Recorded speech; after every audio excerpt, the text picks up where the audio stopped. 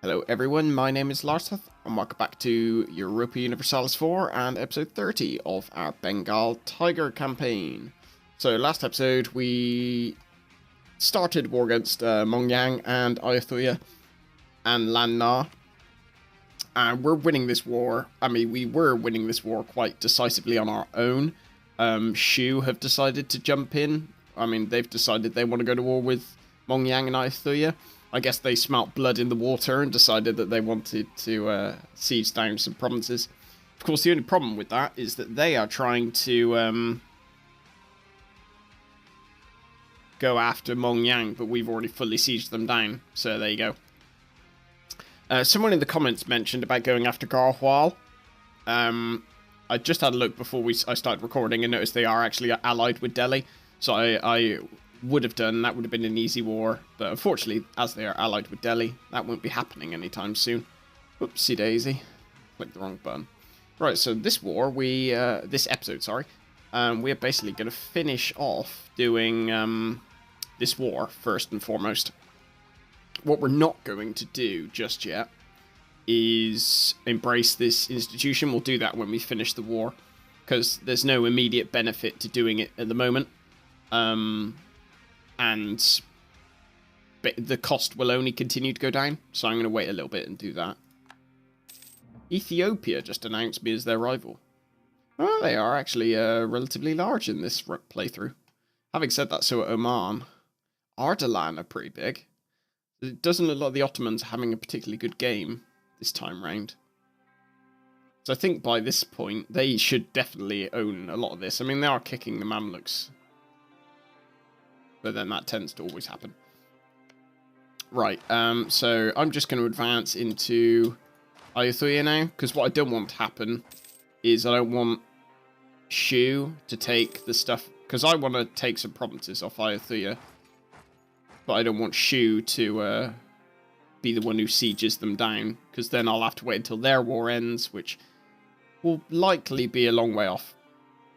What I am going to do now, however, one thing I did have a thought about is we have a mission remove Lanna from the map, which we won't be able to do because since we took that mission, they've taken a few more territories. But one thing that did occur to me is maybe, oh, never mind. I was going to say maybe vassalize them, because then we could just annex them. But unfortunately, I think it's because basically they weren't considered a belligerent. I'm guessing that's why it wouldn't let us. So what do we want to do? We have a claim on Chiang Mai. I'm not going to take that. I think I'll just take money. They'll annul their treaties with Shu, I think. Actually, no, I'm going to make them annul their treaties with Shu. So I'd rather take provinces from Ayutthaya, I think, than Lanna at the moment. Yeah, that's fine. So I'm going to get them to give me war reparations as well. Give up claims, just because it gives me a bit more prestige. What else can I get them to do? End their rivalry, more prestige. Even though I think this will easily push me over max prestige. Ta-da! That's them done with. I think I'm going to split my forces up here. Well, this army up, just so I can siege down these provinces a little bit faster. Do I have another army lying around? For some reason I thought I did, but I don't.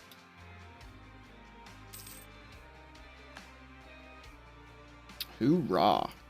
Right, we are going to come down here and get Marit. I can't remember what provinces we actually got claims on. Let's have a look. Okay, so it's these three here, and then all of Mongyang. Oh wow, I didn't realise Ayutthaya actually had an army up there. We'll go deal with that in due course. Although...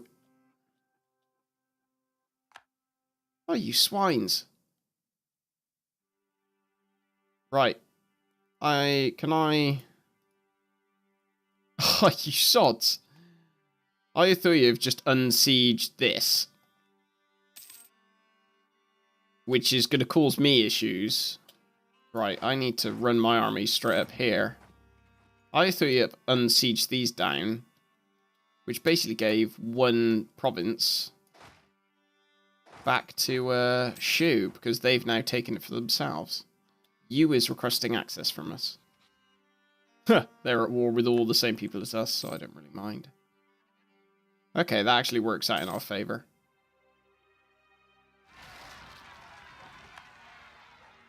Oh dear, some rebels have popped up. That's what I get for not paying attention. Lose piety. And I want to get that province there.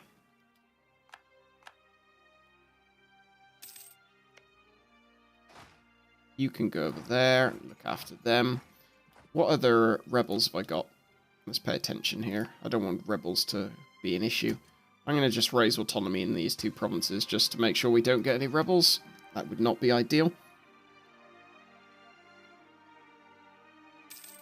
Ooh, Malwa going to go after my rebels.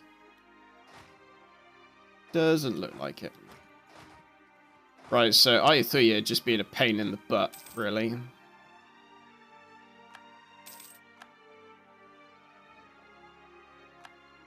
They're taking all the provinces that I want. I suppose what I could do is siege down these provinces.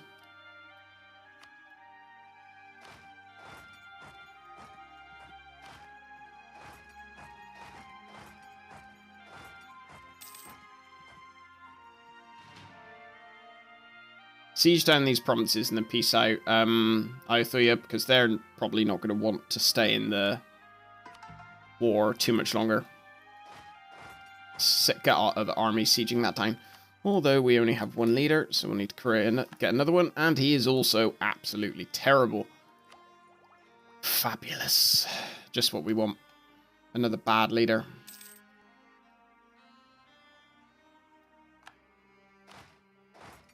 Get Sukhothai.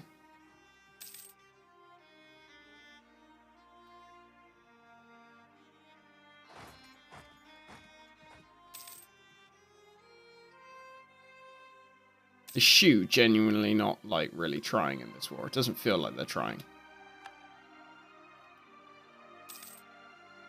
Right, so these guys can come back down here to help out. I think let's see what we can get off Ayutthaya. We have...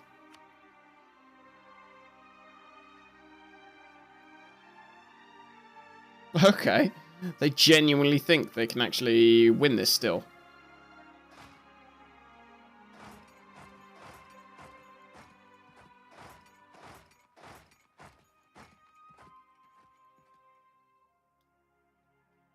So I'm going to need probably both of my armies to defeat this army of Ayutthaya's, just because their general is actually pretty damn good. Which is the reason I'm not attacking them.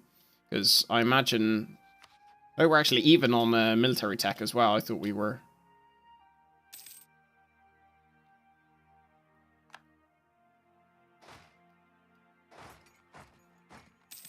There we go. I'm just going to siege that down straight away. I assume... Okay, Shu are being invaded. This shows really how much attention I'm paying to this whole situation. Okay, so Shu are getting... they've got bigger fish to fry. They're at war with Shangsheng, Ning, and Liang. I thought Ning and Liang were their allies, weren't they? I swear at one point they were their allies. We're going to force down their capital. Because at the moment we can't get any of these provinces because of their capital. Right, so we've got that. So before they can go back and siege down anymore, we're going to take some provinces. Because it should let us do it now, because we hold their capital. So we're going to go for Marit. That one, and... Okay, won't actually let us take that.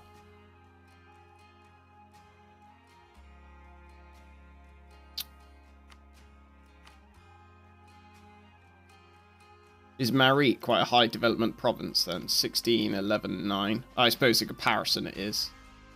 So maybe I just take these two for the moment. I'll take a boatload of money. I'll make them end their rivalry. Oh, actually, no. What am I doing? I'm only... There we go. I was almost ending the war then by accident with the wrong, like clicking on the wrong person. Maybe we leave out Marie. Or would that not be so bad? Actually, if I take these provinces, I think that's better. I'm going to take a load of money as well. What else can I make them get rid of?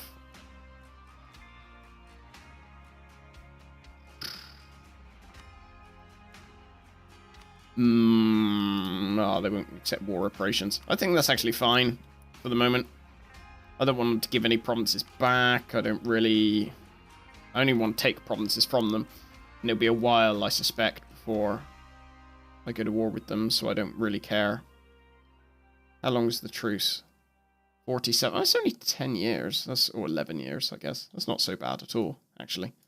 So I'm quite happy to take this. That is just them. That's fine. Right. So I'm going to send...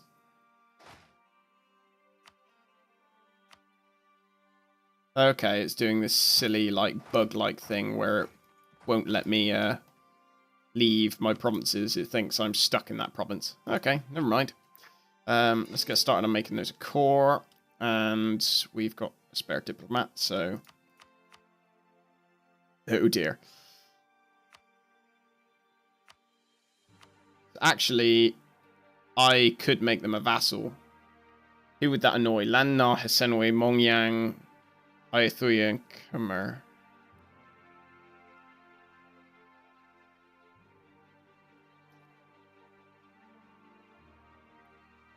We'd have to wait 10 years. That's the only problem.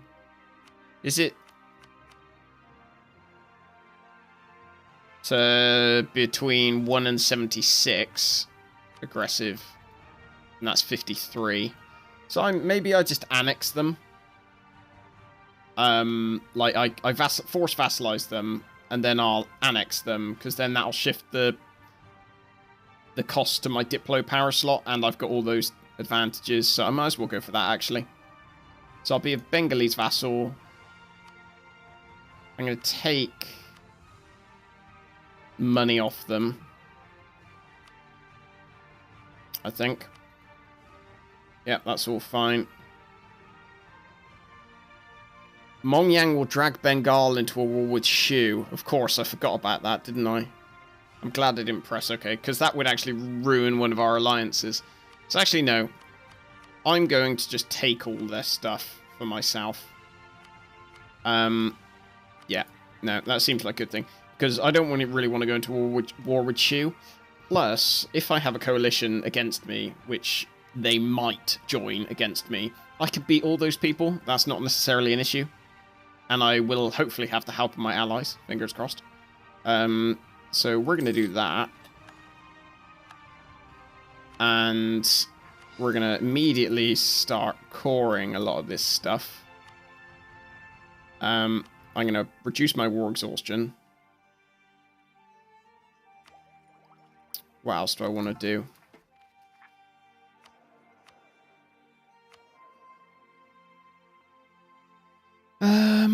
How else can I get around this? I'm just trying to think, because obviously I've got a load of rebels who are like, yay, I want to rebel. So we're gonna... I mean, the autonomy here is so high anyway, it doesn't really matter that we're increasing it that little bit more.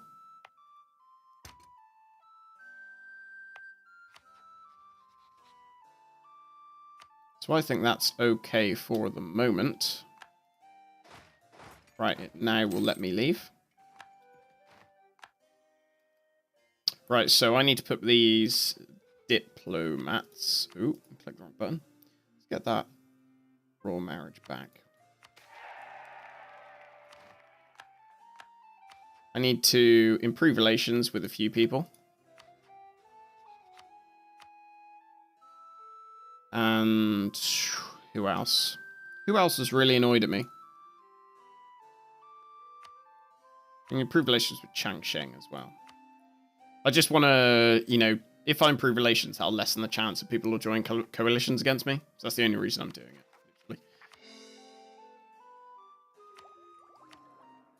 Estates demand control of provinces. So the ulema and the emirs. Actually, that is... Well, I'll give... Okay, yeah, no, of course I haven't converted that one yet, have I? So let's look at our manpower view. Pegu doesn't belong to anyone, but that earns quite a lot, so I don't want to hand that over. That already belongs to the ulema. I'm going to have to just click through every single one of these, aren't I, to find one that gives quite a lot of tax. There we go, the ulema can have that one. And what about manpower? They want more? They probably want more still. No, the ulema are happy, so we just need to find a province that gives lots of manpower. Or at least a semi-decent amount of manpower. Tirhut, that gives me a lot of money, so I'm not doing that one. God, all the provinces that give me manpower also give me a lot of money. That's not actually... That doesn't give too much money. I could give that to the emirs, rather. Right, so I've just got one province I need to start my cores on. I'm going to... Actually, I don't have any diplomats free, do I, at the moment? Ha ha ha. Good thing is we actually gained 2 forts in that war as well, which is pretty good. I'm going to leave them activated, though, just in case anyone decides they want to rebel. What are we doing here? 2 mercantilism for 10 legitimacy. So that's essentially what... That's essentially trading 200 diplo power, because... 1 mercantilism is 100 diplo power for 200... 200? No, 100 military power. Here's this guy, Trader Mirza Zamidar. Have a look. Oh no, sorry, wrong one. So the only choices are a few other different people. I'm going to go change him, actually, and I'm going to go with this Improve Relations person. Just because that will actually help me at the moment, because I'm trying to, obviously, stop people going into a coalition against me. We're definitely going to go for that. Delhi actually look like they're at a war with Jampur at the moment. Hopefully they don't take any of this stuff, because I'd quite like to take some of this stuff. What claims do I currently have? I've got a few. I'll need to act on those at some point. When do they actually expire?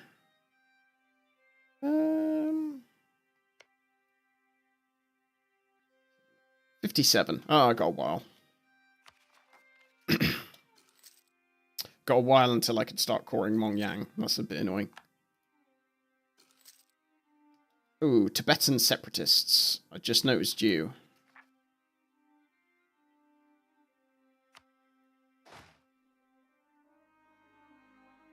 I'm going to move you up there.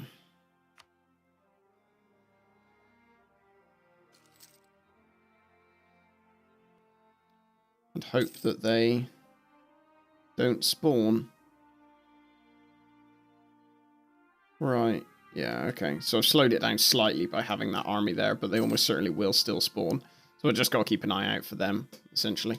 I think we can embrace this constitution? This institution, sorry. So we will go for that.